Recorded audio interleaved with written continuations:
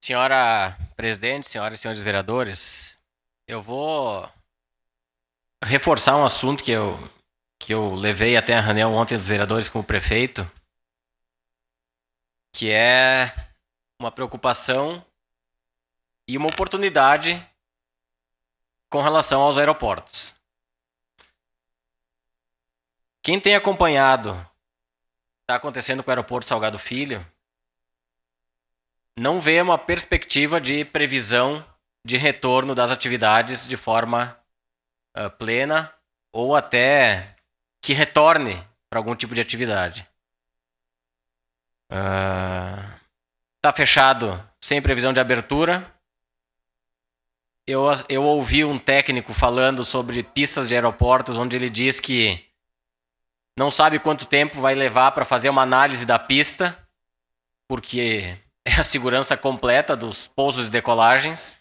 Tem que esperar toda a água sair e depois fazer a análise se vão acontecer rachaduras, se existem bolhas e como é que está o comprometimento da pista. A dificuldade que vai ser para recuperar todo o primeiro andar do Salgado Filho. Está todo debaixo d'água. Todo o setor de check-in, de embarque e desembarque, o setor de segurança da Polícia Federal, está todo ele debaixo d'água. Inclusive, li uma entrevista da presidente do Sindicato Brasileiro de Transporte Aéreo, a Giovanna Ronzani, onde ela levanta até uma possibilidade de colapso no aeroporto de Porto Alegre. O que seria um impacto ainda mais absurdo do que está acontecendo hoje. O fechamento do aeroporto em Porto Alegre representa um impacto, obviamente, econômico, financeiro para o estado do Rio Grande do Sul. Turístico, nem se fala. E aí, senhora presidente, o aeroporto Hugo Cantergiani, tão desprezado, passa hoje a uma situação de protagonismo no estado do Rio Grande do Sul. Nós temos acompanhado o que tem acontecido nos últimos 10 dias, mais ou menos, do aeroporto Hugo Cantergiani. E a vinda de mais 3 operadores, tínhamos 2, agora estão mais 3 aí.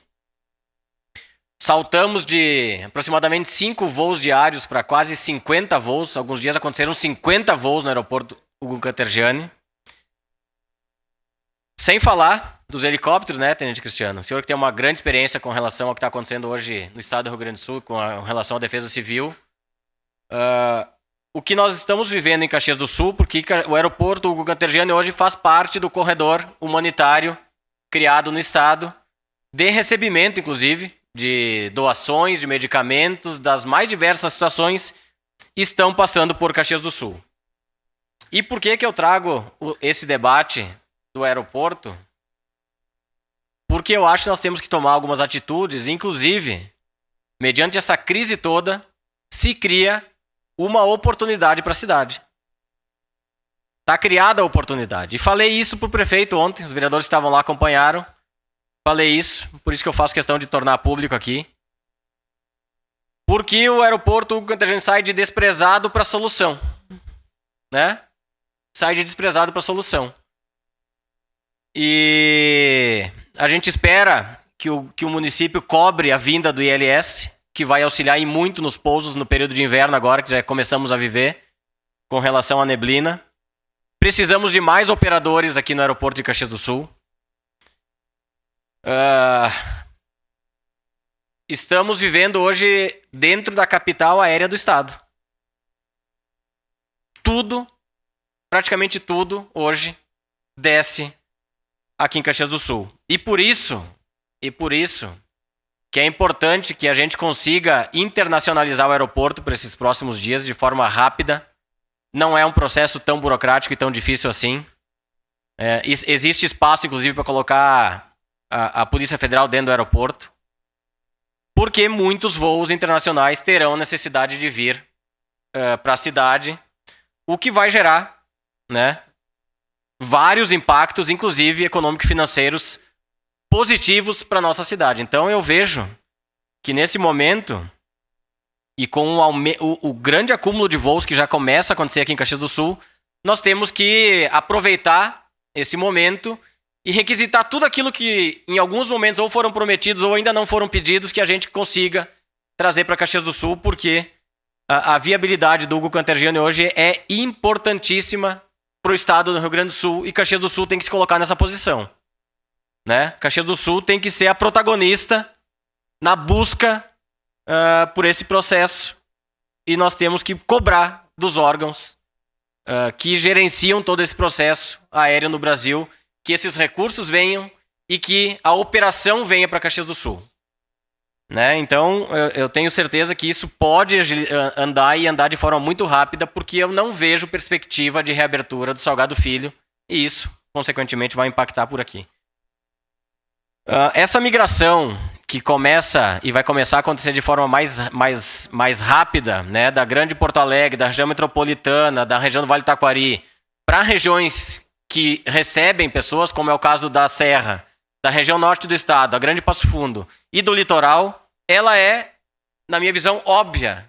É óbvia, e isso também vai ter um impacto com relação ao aeroporto. Então, eu venho aqui trabalhar esse tema porque a gente precisa, além de requisitar essas mudanças no aeroporto de Caxias do Sul e cobrar isso para que se efetive de uma forma rápida, nós temos que reorganizar e reordenar todo o trânsito que tem ao redor do aeroporto. E o trânsito começa a ter impacto lá na perimetral já, lá na perimetral, na rotatória da perimetral de acesso ao aeroporto. Quem passou ali no final de semana e em alguns outros períodos do dia percebe um fluxo muito maior, o trânsito parado muito próximo da rótula da São Leopoldo. Então nós precisamos reordenar esse processo. Os estacionamentos próximos ao aeroporto. E eu não sei, inclusive, se o município não teria que colocar alguns banners, inclusive divulgando essas ações todas que estão sendo feitas, para evitar com que as pessoas vão até o aeroporto e fiquem assistindo pousos e decolagens. Está impactando o trânsito, está atrapalhando o trânsito, é uma questão de segurança, é um corredor humanitário, carretas vão até lá, muitos voos chegam lá, e o trânsito está caótico nas proximidades do aeroporto. Conversei com os amarelinhos que estavam lá semana passada, fui lá e fiz um vídeo, inclusive, pedindo que as pessoas não se aproximem do aeroporto, quem não tem necessidade de uso do aeroporto, porque está atrapalhando e está transformando aquela região toda numa situação, em muitos momentos, perigosa até. Então, nós temos que estar atentos a isso. Eu acho que tem uma oportunidade para Caxias do Sul buscar aquilo que ainda não conquistou, mas quem tem que puxar isso, né, é a cidade, é o município através da prefeitura. Então, e pensando um pouco mais ali na frente, várias dessas empresas, quando retomarem a atividade, muitos desses empresários que desceriam em Porto Alegre virão a Caxias do Sul, vai gerar um aumento significativo de busca por hotéis de Caxias do Sul, por transporte aqui em Caxias do Sul, seja ele de aplicativo ou de táxi, vai gerar isso na minha visão, é óbvio. Então nós precisamos estar preparados, inclusive tem situações que podem acontecer com a dificuldade de Porto Alegre e a determinação, vereador Zanquim, com a determinação da Conmebol de retomada dos jogos.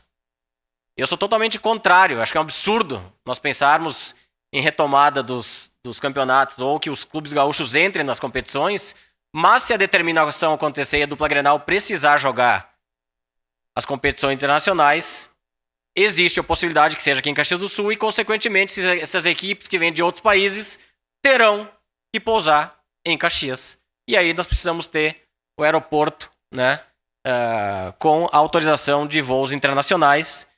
E isso tudo tem que ser pensado, porque vai ter um impacto positivo nas empresas, vai ter um impacto na rede hoteleira, vai ter um impacto nos restaurantes, nos bares.